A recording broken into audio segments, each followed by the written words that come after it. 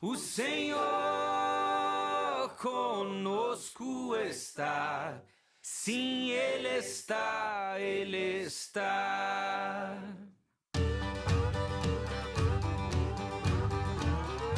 Deus é refúgio e fortaleza, socorro presente na tribulação. Mesmo que a terra venha tremer, não vamos temer, Deus está. Um lugar, morada em Deus, rio que leva ao lar o meu coração. O Senhor conosco está, sim, Ele está, Ele está. Ainda que os montes se abalem no mar e a fúria das águas nos faça afundar, seja qual luta tiver que passar, não vamos temer, Deus está. Um lugar, morada em Deus, rio que leva ao lar o meu coração. O Senhor conosco está, sim, Ele está, Ele está. Que todos vejam o que Ele faz, seu grande poder sobre a terra. Em tempos de guerra restaura a paz, não há o que temer, Deus está. Um lugar, morada em Deus, rio que leva ao lar o meu coração. O Senhor conosco está, sim, Ele está, Ele está.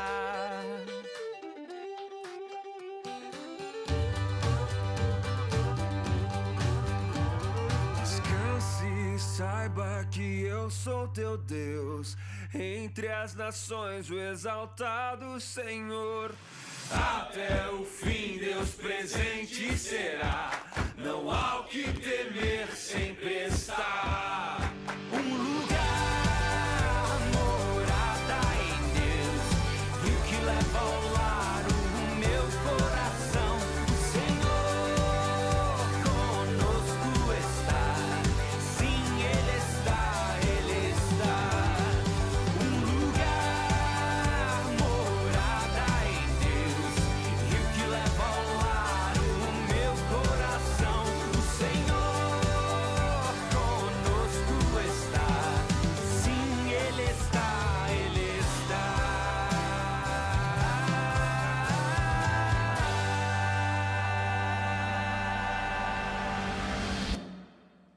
Bom dia, queridos alunos da Escola Dominical, bom dia a todos que nos assistem nesta manhã. Hoje, domingo, dia 23 de agosto, nós estamos ainda vivendo um tempo de isolamento, já estamos chegando ao finalzinho, né? Mas que bom que durante esse tempo, mesmo distantes, nós podemos estar juntos, nós podemos ter essa ferramenta e podemos estudar a Palavra de Deus, cada um na sua casa, e podemos então crescer no aprendizado. Eu escolhi para a reflexão desta manhã o Salmo de número 40 e eu vou ler para vocês os 3 primeiros versículos. Esperei confiantemente pelo Senhor. Ele se inclinou para mim e me ouviu quando clamei por socorro. Tirou-me de um poço de perdição, de um tremedal de lama. Colocou meus pés sobre uma rocha e me firmou os passos. E me pôs nos lábios um novo cântico, um hino de louvor ao nosso Deus. Muitos verão essas coisas, temerão e confiarão no Senhor. Nós vivemos continuamente um tempo de espera. Nós sempre estamos esperando por alguma coisa. Recentemente eu fui fazer bolinho de queijo para a Catarina. Bolinho de queijo não, bolinho de chuva. E enquanto eu preparava a massa, a Catarina perguntou: vovó, já posso comer? Não, Catarina, a gente tem que fritar ainda o bolinho, não pode comer a massa crua. E eu comecei a esquentar o óleo, aí fritei o bolinho e a Catarina: vovó, já posso comer o bolinho?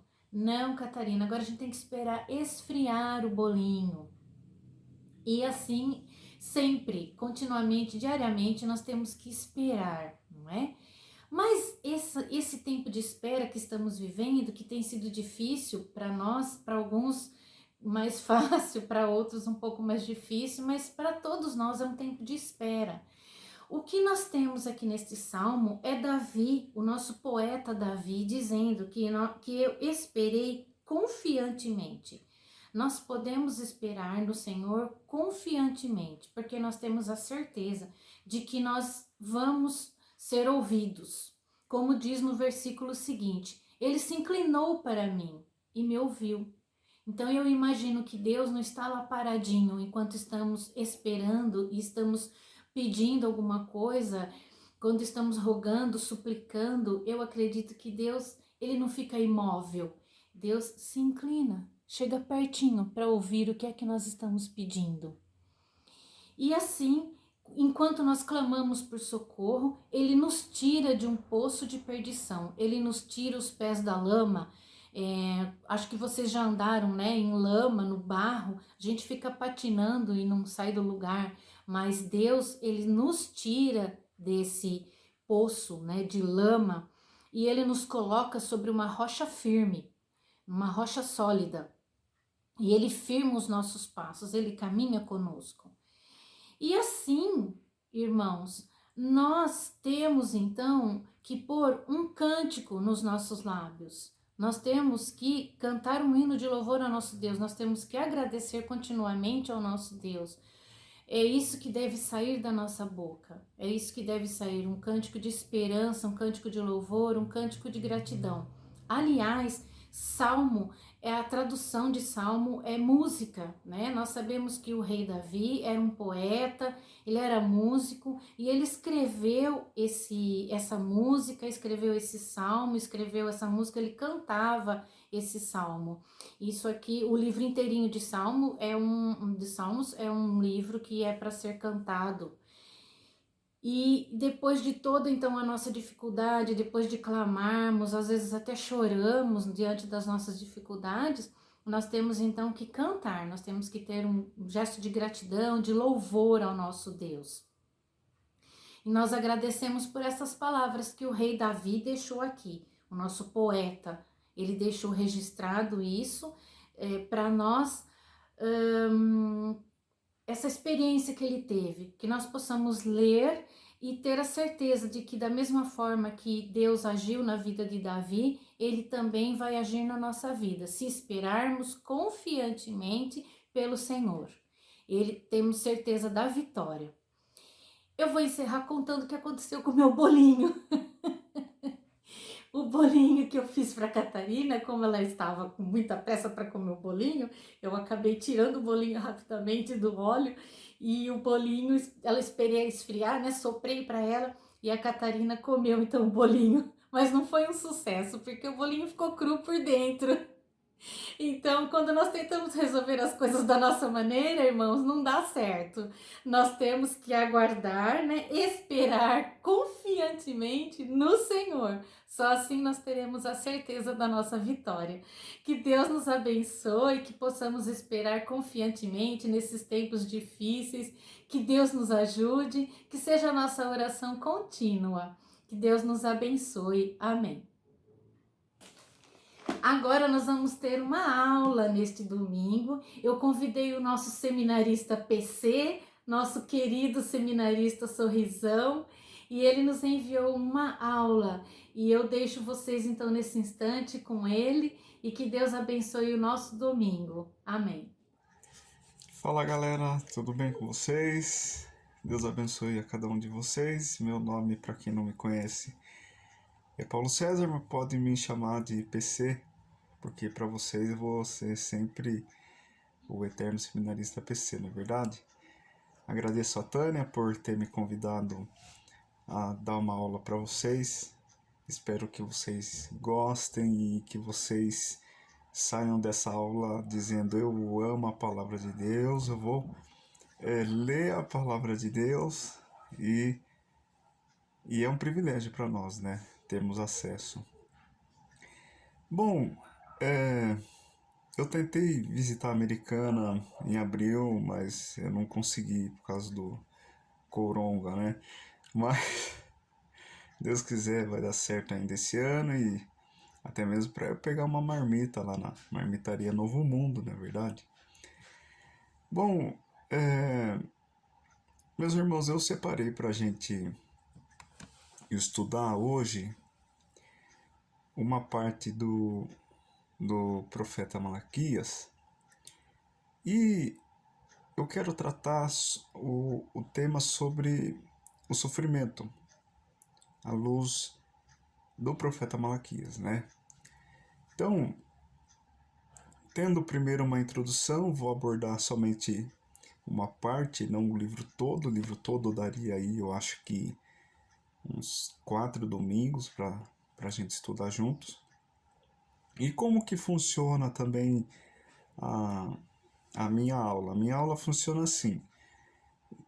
Eu sei que eu tenho um determinado tempo, mas se eu conseguir passar a matéria, o que tem para ser estudado antes desse tempo terminar, vocês, os alunos, estão todos dispensados, tá certo? Mas vamos lá. Vamos entender primeiro o que era o livro do profeta Malaquias. Eu tô aqui com a minha colinha, por isso que eu tô às vezes olhando, né, para a tela e tal. Era um tempo primeiro de desânimo, de grande desânimo para o povo de Deus, né? O povo de Deus estava desanimado. Por quê? Porque fazia 100 anos que o povo de Deus tinha voltado do cativeiro. Cativeiro era quando eles eram retirados da própria terra, eles iam para uma terra distante que não era a terra deles, e lá eles eram escravizados, muitos eram mortos, né? Então era muito complicado o cativeiro. Você pode imaginar mais ou menos assim: você está no trabalho, você volta para casa. Volta para casa, você acha sua esposa violentada. Você vai para o quarto e você acha os seus filhos mortos. E você vai ser levado dali.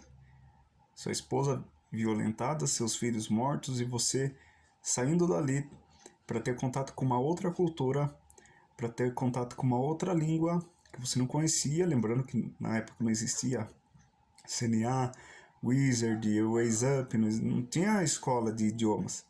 Aprendia na marra o idioma. Então, era um tempo de grande desânimo para o povo de Deus. Fazia 100 anos que o povo de Deus tinha voltado do cativeiro, mais ou menos 600 anos antes de Cristo. Eles tinham ido para o cativeiro babilônico por causa da falta de arrependimento e por causa da idolatria deles também. Então, o cativeiro babilônico, né? E muitos também foram para o Egito e morreram lá também. Essa foi a situação dos judeus por 70 anos. 70 anos. Mas Esdras e Neemias nos mostram que Deus trouxe o seu povo de volta. Muito legal essa parte. Houveram profetas maravilhosos para que este povo fossem proclamadas a eles profecias, né? Tiveram, por exemplo, Isaías, Ezequiel, Jeremias, proclamaram profecias maravilhosas para esse povo. Contanto, o tempo passou e a realidade não batia com o que tinha dito os profetas. Então os profetas falaram muitas coisas legais, beleza, Deus faz maravilhas, mas não é o que a gente está vendo. E tinha muita coisa que não batia. Então Deus tinha prometido, por exemplo, restauração, mas nem todos voltaram da Babilônia. Não havia paz, havia inimigos, o culto em Jerusalém ele era mero formalismo, muito vazio, superficial. Os sacerdotes, que eram os pastores, estavam desmotivados e corrompidos, ou a liderança.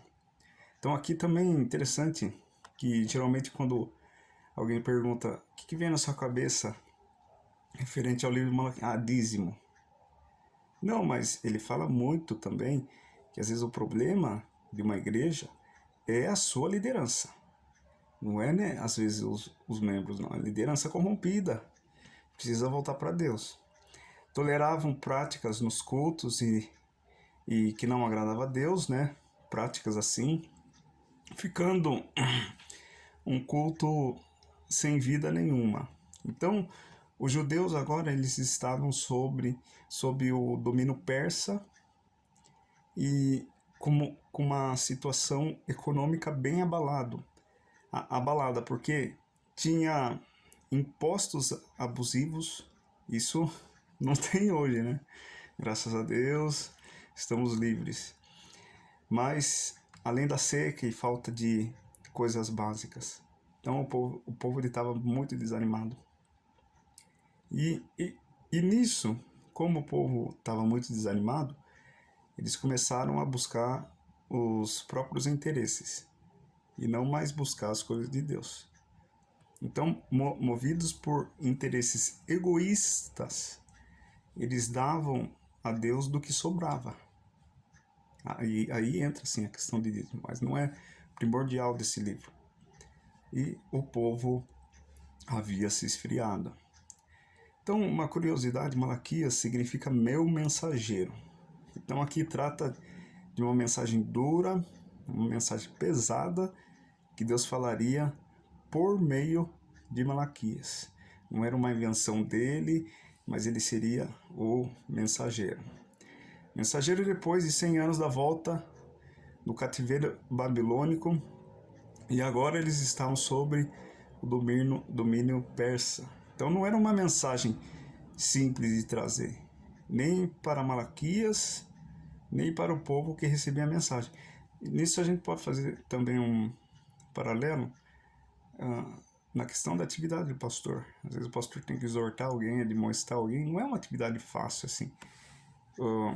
Muitos têm uma visão simplória, né, do pastorado. O pastor só trabalha no domingo. Tem gente que pensa assim, mas acompanha, tenta ver se é mesmo, se ele trabalha só no domingo. Não é não.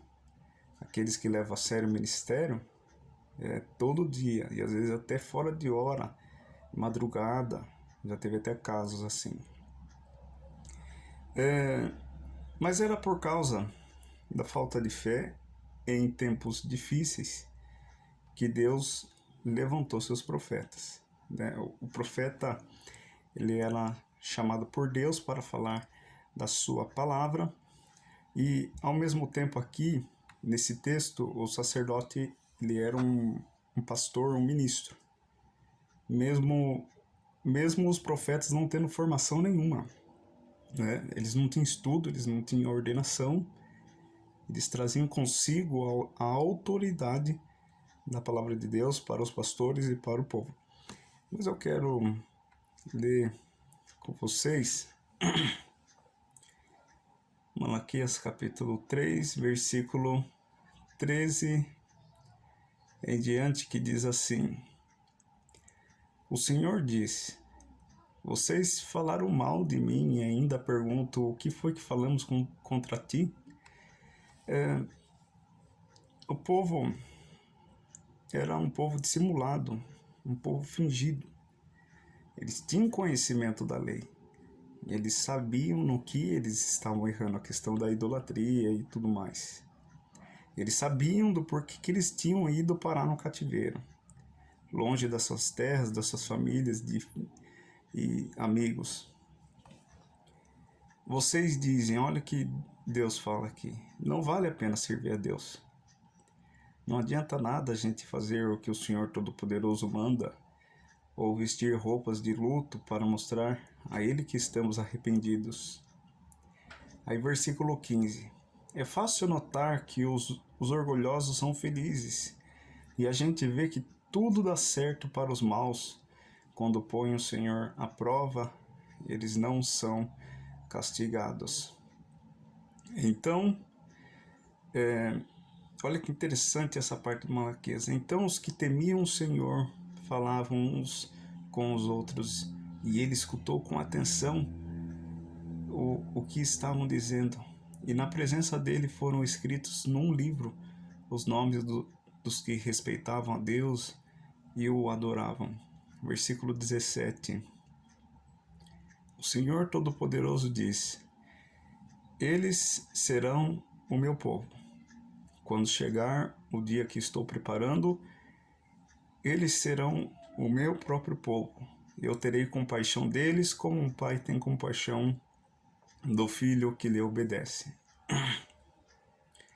E mais uma vez, o meu povo verá a diferença entre o que acontece com as pessoas más, com as pessoas boas e más, entre os que me servem e os que não me obedecem. Amém. Vamos fazer uma oração? Pai bendito, esteja conosco na direção desse estudo.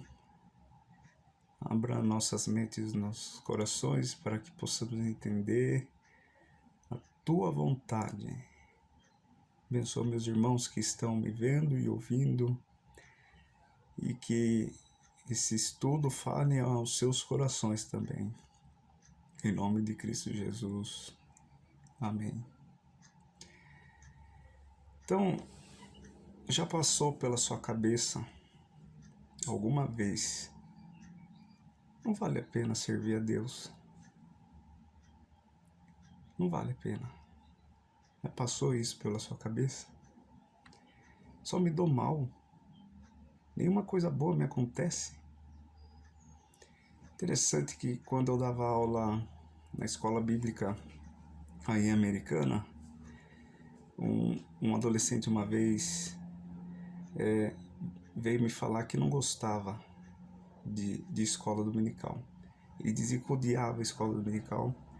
Não vou citar quem é a pessoa, mas por quê? Porque todos os amigos dele iam passear no domingo de manhã com a família. Mas ele não, ele teria que estar ali na igreja, ouvindo consolo no seminarista. Mas, graças a Deus, no tempo que fiquei lá, ele amadureceu e mudou essa percepção dele.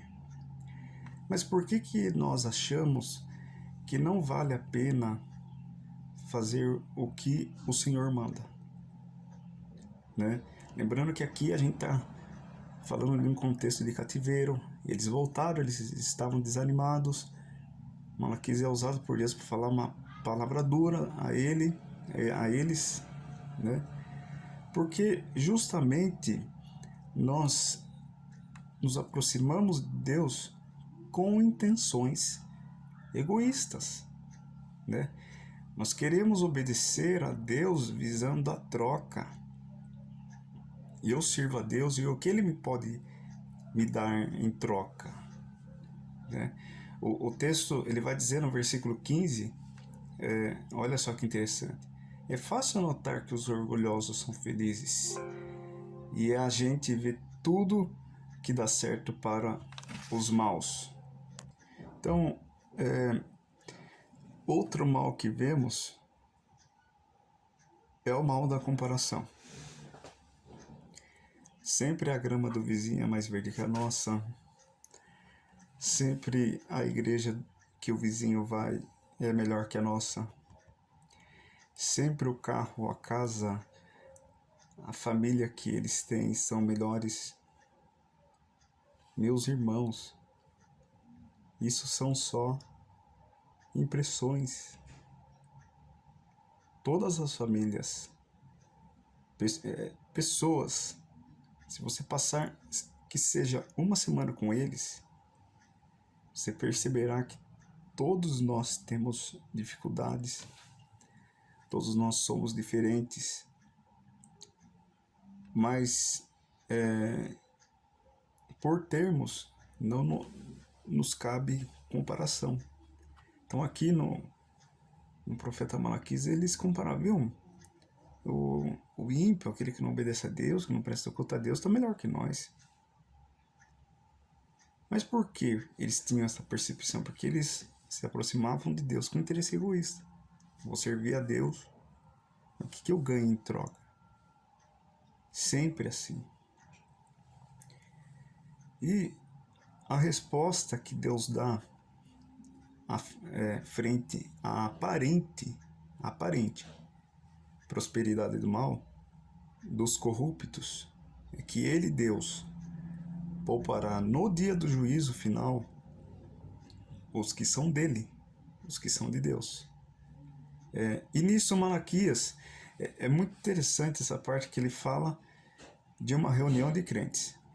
Ou seja, havia crentes que temiam a Deus, que quando ouviu esses crentes que temiam a Deus, que respeitavam a Deus, quando ouviu o povo reclamando de Deus, repreendeu o povo. Não sabemos ao certo o que tanto eles falaram ao povo reclamão.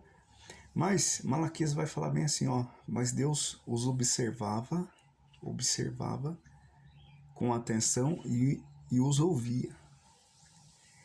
E Deus escreveu num livro os nomes das pessoas que o adoravam, como se servisse de uma lembrança para o futuro.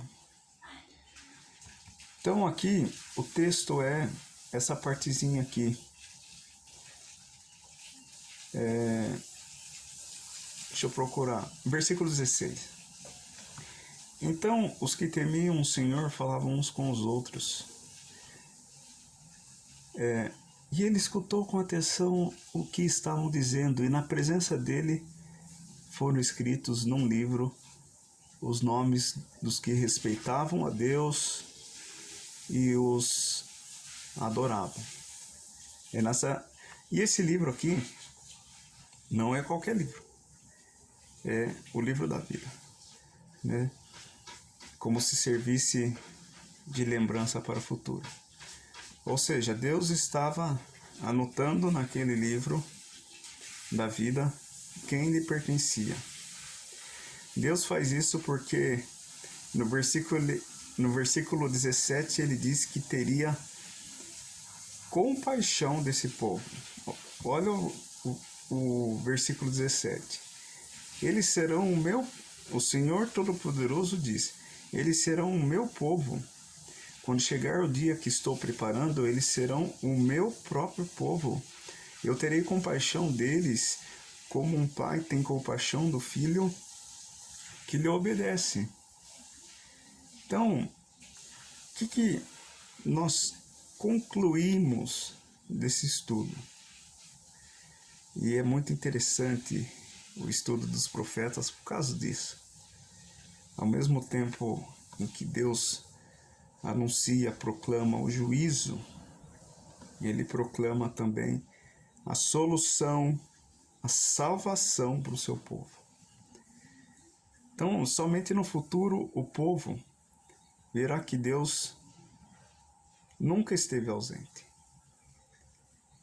Deus olha a aflição do seu povo. Deus sabe quem pertence a Ele. Agora, o que Deus quer de nós é que agora nos lembremos que Ele nos ama. E é assim que começa Malaquias. É Deus falando para o povo, eu sempre os amei. Então, mesmo um povo desanimado, não acreditando, não crendo mais no que os profetas estavam dizendo, estando ainda sobre um domínio de um povo, do povo persa, economicamente abalado, tudo que é problema, ainda um povo idólatra. O que Deus chama esse povo eu quero que vocês lembrem que eu sempre amei vocês e que eu nunca estive ausente. E eu quero que vocês lembrem também que vocês não devem medir o meu amor por vocês pelos bens materiais que nós temos nessa vida. Mas sempre que a dúvida bater, que a gente viva pela fé em Jesus. Então aqui nós temos a conclusão do livro do profeta Malaquias, em como ele responde a questão do problema do mal. O crente se desdobra para entregar o dízimo, se desdobra para trabalhar, muitas vezes acaba até se dando mal, perde o emprego, o casamento não vai bem, mas tem algumas coisas aí para nós nos lembrarmos. As respostas que nós cristãos temos referente ao problema do sofrimento, as nossas respostas não são atuais. As nossas respostas são escatológicas. As nossas respostas, escatologia significa últimos dias. As nossas respostas referente ao problema do mal aponta para o futuro.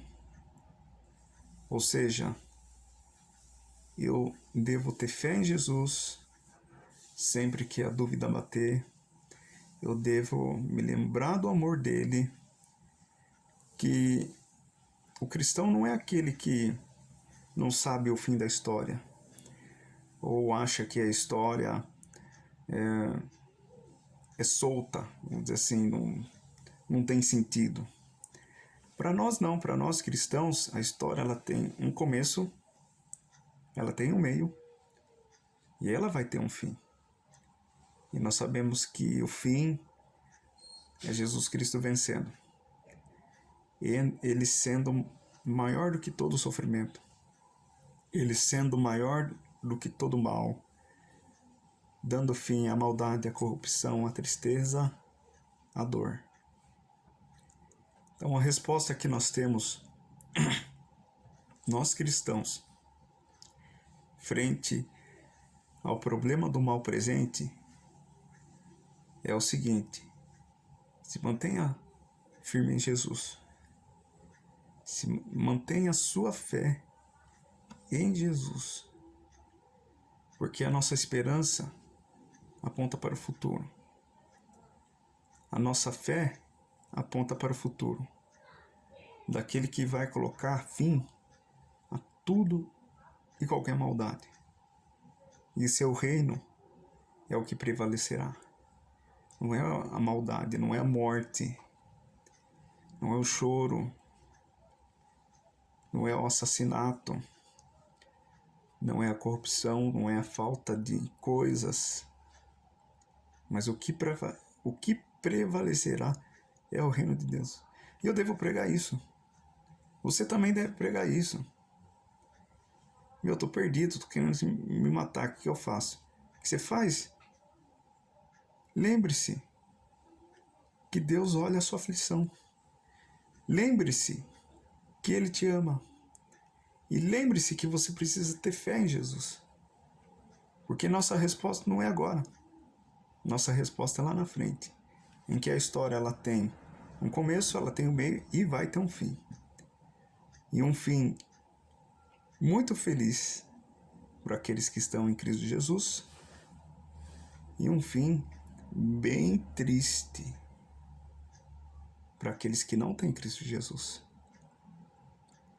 Por isso que a palavra de Deus diz lá em Isaías, né? Buscai o Senhor enquanto se pode achar. Invocai-o enquanto está perto. Eu acho que Deus constantemente se aproxima de nós e nós não devemos perder a oportunidade de se voltar para Ele enquanto é tempo. Muitos falam, não, vou aproveitar agora, depois eu começo a ir para a igreja.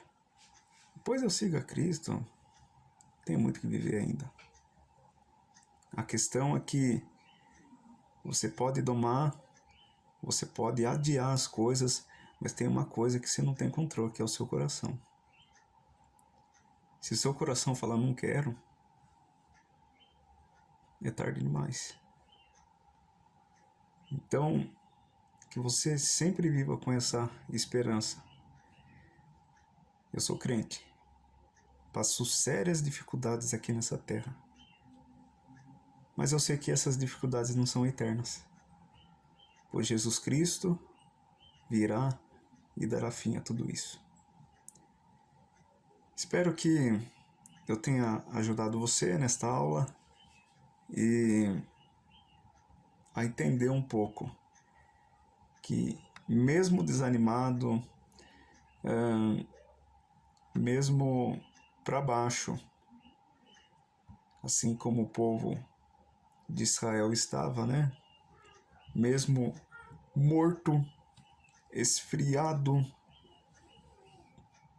que você comece a buscar as coisas de Deus. Não tem igual. A vida com Deus é muito maravilhosa. Não devemos trocar por nada nesta vida. Que Deus te abençoe. E qualquer dúvida, só me mandar. Para quem não tem meu zap aí, a Tânia pode estar mandando meu WhatsApp para vocês. Deus os abençoe. Vamos orar mais uma vez. Pai bendito,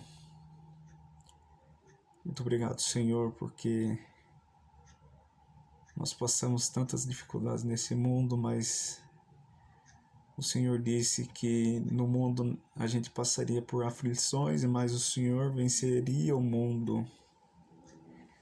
O Senhor falou também que estará conosco todos os dias, até a consumação do século. Nós podemos sentir a Tua presença. E nós temos a certeza, Deus, que o Senhor colocará fim a tudo e qualquer maldade, a tudo e qualquer violência. Mas nós precisamos ficar firmes em Ti, confiantes em Ti, que um dia o Senhor vem, nós não sabemos qual, mas o Senhor disse que vem. O que nos resta é crer e obedecer ao que o Senhor revelou na Sua palavra. Em nome de Cristo Jesus. Amém. Até a próxima. Até mais.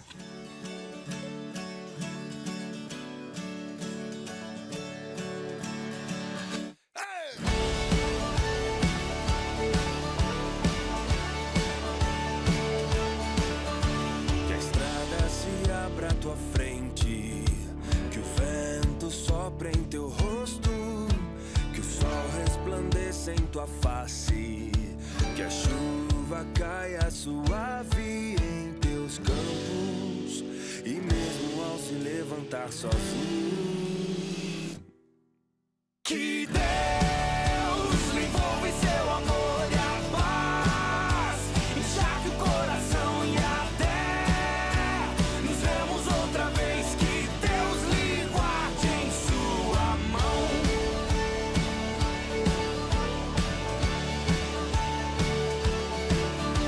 Que as gotas da chuva em teu rosto, com a brisa lhe tragam alívio, que as tarefas comuns e diárias não sejam o peso ao teu coração, e mesmo ao se levantar sozinho,